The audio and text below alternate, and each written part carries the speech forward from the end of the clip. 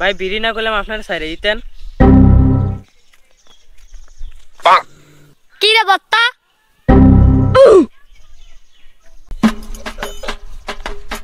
ইস, আমার মান সম্মান সব খাইলি। শেষমেশ তুই ইয়াসিন ছোট ভাইয়ের সাথে বিড়ি খাইলি। ছি বত্তা ছি। আরে ভাই আমি খাই না। চুপ, তুই একটা কালা বিড়িও খাইছ একটা কালার পোলার সাথে।